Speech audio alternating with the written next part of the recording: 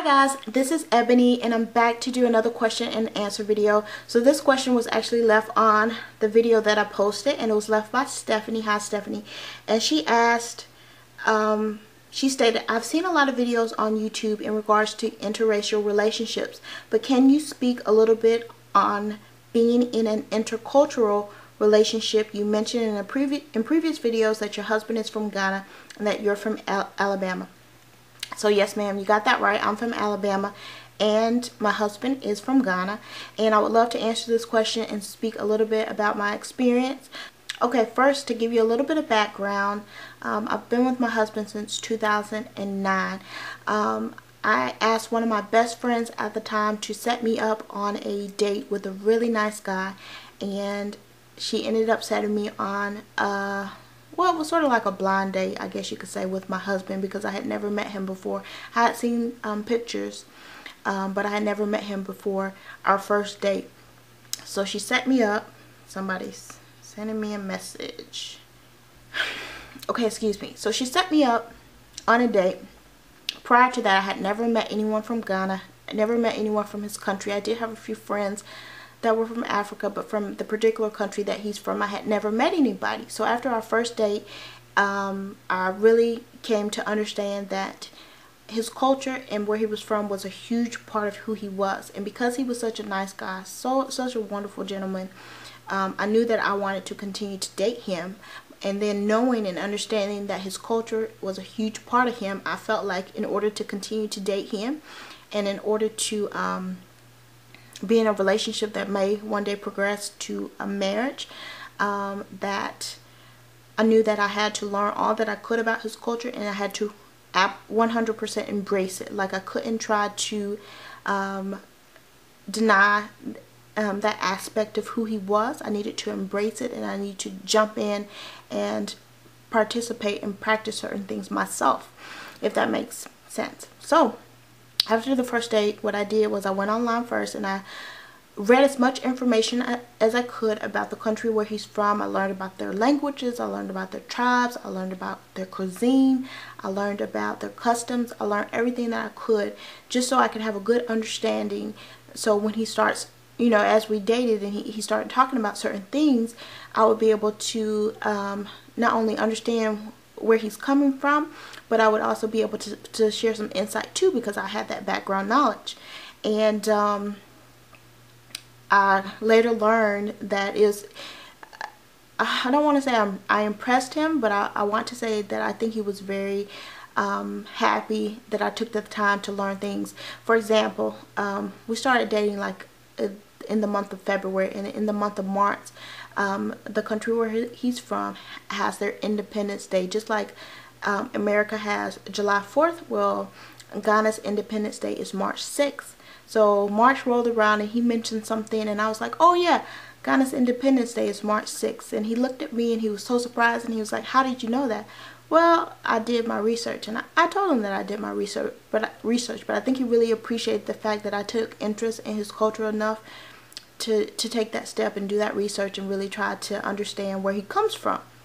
So the next thing I attempted to do, because at that point I was so in love, I will say it, I was so in love during the dating phase, and I really liked him and I really was interested in him. So the next thing I do is I try to learn one of the main languages that he speaks. Now he speaks several different languages, a few African languages, and then he speaks English, of course. So I tried to learn one of the main languages that he speaks, which is called Twi. And I know I'm not pronouncing it right for any Ghanaians who are watching this video, but of course I'm gonna have difficulty getting the accent just right. But it's T-W-I, it's pronounced Chi. And I tried to learn it. So what I did is I went online again. You know, I go online for everything. So I went online again, and I was able to find a few resources that allowed me to learn common phrases, like just, you know, everyday phrases like hello, how are you, my name is, you know, just common phrases. And that really helped. And then I would start communicating with him sometimes in that particular language. And of course he really liked that, because once again I'm taking interest in his culture. And I think that's so important when you're dating somebody from a different culture, is that you don't try to change them, or you don't try to make them deny that part of themselves, but instead you embrace it, and you understand that that's a huge part of that person. And if you're going to date that person, or if you're going to marry that person, you have to be willing to embrace it. You have to be willing to eat the food. You have to be willing to learn the language, although it may be very, very difficult, and it's very difficult for me. I still don't speak the languages he speaks, but I'm able to speak a little bit, enough where if I'm around any of his friends or family who are from Ghana, at least I can say something. And I think they appreciate that. Well, they've expressed to me that, you know, they appreciate that. At least I'm trying, I'm making the effort. I will never be able to speak the language like they speak it, because my tongue just will not form the words the way they do. But I'm just making the effort, and making the effort says a lot. So once again, I just really want to stress that point. When you're dating somebody from another culture, don't make them feel bad about any of their customs, or any of their beliefs, or any of their the things that they eat, or anything like that. Instead, embrace it. And by you doing that, you're showing them that you love them enough to love everything about them. And I found that to be really helpful, really helpful in my relationship. There has been some difficulties. I'm going to go into that next, but I want to share with you guys the positive things, and how things worked out well before I go into the difficulties. So try to learn the language. I still have an app on my cell phone, which is a real cool app. It's on my iPhone, so I went to the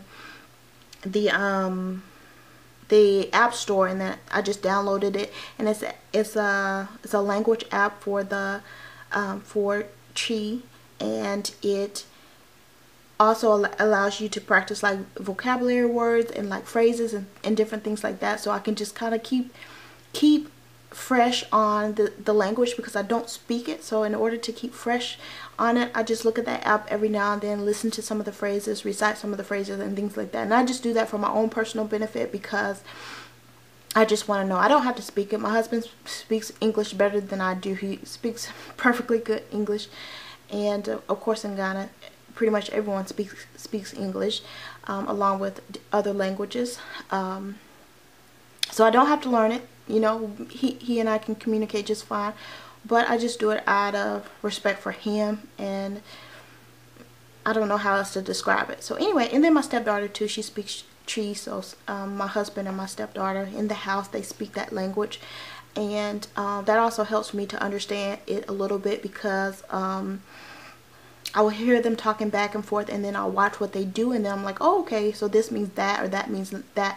Like, I'll hear him say something, and then I'll watch what she does, or what she says in response, and then what she does after that. And then I'm like, okay, he told her to go eat, or he told her to go take a shower, or he asked her a question. You know, I can just tell by how they interact what the meaning was. And then having the app on my phone, and just knowing what I know from when I previously studied it, I understand a lot of the language. Better than I can speak it, I can understand it. And so a lot of times when we have friends over, or we go over a friend's house who are from Ghana, and my husband and the friends are speaking in their language, maybe I can't speak and join into the conversation with them, but I can understand a lot, because I know certain words and certain phrases. And of course they throw in English every now and then, a few words here and there, but I understand enough words and enough phrases to get the gist of the conversation, so I can pretty much, you know, keep up with the conversation. And out of respect for my husband, I would never ask him to speak only English when I'm around. I would never do that. In my opinion, that's disrespectful. If you're going to date somebody from another culture, you got to understand that comes with it. So I would never say, hey, you're around me, you need to speak English so I can understand. I would never do that. So what else? Oh, food. So cuisine and his food is a huge change from what I was used to eating. Certain things that he would cook and would eat, I had no idea. I had never tried before. I had no idea it existed. And so I had to retrain, pretty much retrain my taste buds to like both Ghanaian food and American food. And right now I'll eat both, and I'll be happy with both. So if you give me fufu and light soup, I will eat it. If you give me a cheeseburger and fries, I will eat it. If you give me and banku and tilapia, I will eat it. If you give me spaghetti, I will eat it. No matter what type of food it's from, or what type of food it is, or what country the food originated from, whether it be Ghana or America, I will eat it. And I think it's respectful, especially if you're dating somebody from another culture and you're going to people's house who are also from that same country, that you don't turn down their food. Maybe if you're very particular about food and you just can't eat it, okay, maybe. But me, I think it's a sign of respect if they're giving you some food that's food from their country, and it's like goat meat or whatever, and you're just not used to eating it. Just attempt it if you can, to try to eat it, just to show respect for the person who cooked it. Once again, that's my opinion, and that's what I do, because I'm not in the business of offending anybody, and everybody might not agree with that, but I don't want to offend anybody, and definitely understand that certain things are very important to people. Their food, language, and things like that are things that are important, and I wouldn't want to go somewhere if I'm married to someone from Ghana and not eat Ghanaian food. You know, it just, in my opinion, it's just not right. You know, I knew that going into the marriage, that I was going to be with somebody from another country, so I should be willing to embrace every aspect of his culture. Okay, so other than that, there's other things like clothing. Have all types of Ghanaian attire that my husband has either brought me back from Ghana, or I've acquired in the States somehow, and I love it. And when we go to different things like March 6th celebrations, I will wear my African attire. Sometimes I even wear it to work. Like, I have like some shirts and things like that made out of African cloth that I will wear to work. So I'll wear it every now and then. Love the attire, love the patterns, love the cloth. Music, love music. West African music, particularly artists from Ghana and Nigeria. Love it, listen to it. A lot of times I don't even know the words, but I don't care if the beat is nice. I still will sing the words, even though I have no idea what they're saying. I'll still will sing it, and I still really love the music. Love artists, hip life artists. I love the music. So that was an easy thing to really embrace, was music, because they have some really great music. Okay, so difficulties. Biggest difficulty I found being in an intercultural relationship is cooking. Cooking was huge issue for me. So when I first met my husband and we were dating or whatever, I wanted, of course, when he would come over to my house, I would cook, but the only things I know how to cook are American dishes, and I can tell that he will eat it, but he really doesn't care for it as much as he would his food that's from his country. So I would notice that, and it would kind of make me feel a little bit bad. So what I did, and I showed you guys, I bought a cookbook off Amazon.com that showed me how to cook some things from his country. He cooks very well. So what I did was I would watch him as he cooks, and I would just write down the recipe. He won't give me measurements and things like that, because he doesn't cook by measurements, but I would just write down a recipe, or like a rough draft of a recipe. As I'm watching him, I'll write down, like, he used, you know, 2 peppers, 2 habanero peppers. He used like a tablespoon of this seasoning or whatever. I would write it down, and then I would try to recreate it later on, and I became very successful at doing that. So I was able to cook more and more things, more and more cuisine that is from his country. So once we got married, right now I do a combination of both. I'll cook some things that are American, because our house is blended. We have, you know, like I said, my stepdaughter's from Ghana, my husband's from Ghana. My baby girl is also, you know, half American, half Ghanaian. So, and then we have, you know, Americans in the house. So since we have a blended house, I try to cook both. So I'll cook both, but definitely I try to make sure I cook enough Ghanaian food where, you know, my husband, how can I say it, so I try to cook enough where he doesn't feel like he's missing out. He probably still does, because every meal is not, but I try to cook enough where he doesn't feel like he's missing out, and he cooks a lot. He cooks a whole lot. So between his cooking and my cooking, he gets all the food that he's used to and that he likes, and that is from his country. So, but that was a huge problem for me at first, because as a wife, you want to cook for your husband, you want to cook him, you want to serve him and things like that, but I only know how to do my soul food. You know, I'm from Alabama, so I only know how to do my soul food, and it's like that's not what he wants. So you want to cook, I wanted to cook what he wants, and that's not what he wants. So I'm like, what should I cook? Like, I don't know how to cook all the things he wants. And it was just a personal struggle for me. For other people in an intercultural relationship, maybe it wouldn't even be an issue, but for me, you know, it was a personal struggle, because I was like, I need to be able to do these things, you know, for him. I need to be able to cook foods that I know he likes and he will eat, and that was a personal struggle of mine. And then another struggle, I would say, would be the language barrier. Even though I've attempted to learn it, I probably will never be fluent in it unless I study really hard and probably go to Ghana for a few months and speak it, you know, with people who speak it natively. But here I don't get enough interaction with it, and I don't have enough opportunity to speak it to be able to pick it up and speak it fluently. And so sometimes I do feel a little bit left out when we have a house full of people from Ghana, and then it's just me, and they're all speaking Twi, and I'm sitting there and I'm trying to pick up here and there on what they're saying, but then I'm kind of not following. So I do feel a little bit left out, because I want to put my input into, and I want to be in part of the conversation, and I want to feel included, and then I can't, because I don't know what's going on. And even if I'm able to pick up on what they're talking about, I don't feel comfortable putting my input in it, because maybe somebody already said what I said, but I didn't realize it because I didn't understand what they were saying. So that's a little bit of a struggle, but it's not a huge deal. It's not a big problem, but it's something to think about too, you know. It's something to think about. And of course, when I'm communicating with any of his family back home, because my English has a strong American accent, sometimes it's difficult for them to understand everything that I'm saying, and vice versa. Because their English has a strong accent, sometimes I don't hear, and then already the line is not good because it's all the way in another country, so the telephone line is not the best. But sometimes it's difficult for me to hear everything they're saying, so then it creates a communication barrier.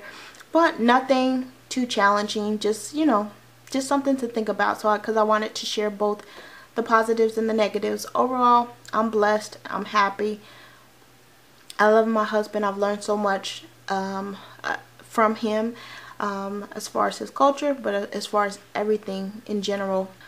So when it comes down to it, I really think if you love somebody, it really doesn't matter where they're from, what they look like, any of those things. I think what's most important is if you all share the same core beliefs and values. My husband is Christian, I'm Christian, so there wasn't any difference in religion, and pretty much we share the same beliefs and values when it comes to family, children, and all of those things. And if that foundation is there, I think anything else can be worked out. Any other problems or challenges can be worked out. And I also must add that in any marriage, any relationship, whether you're from the same country or not, there's going to be challenges. So being in an intercultural relationship, there's just different challenges. But if I was with somebody from Alabama, I would still have challenges, because there's just differences in the way people are raised, and differences in the way people think. So there's challenges in any relationship. Alright, thanks Stephanie for asking that question. I hope this video wasn't too terribly long. I just talked and talked and talked, and I know I'm kind of dry, so hopefully it wasn't too boring. Thanks for your question, and thank you all for watching. I appreciate you guys so much. Talk to you again soon. Bye. If I'm going through anything, whether it's at work, whether it's at school, whether it's just the tiniest, most insignificant thing, I'll pray about it. And that's because I've come to find out that God cares about everything in your life. Even the most tiniest, insignificant things, the most huge, overwhelming,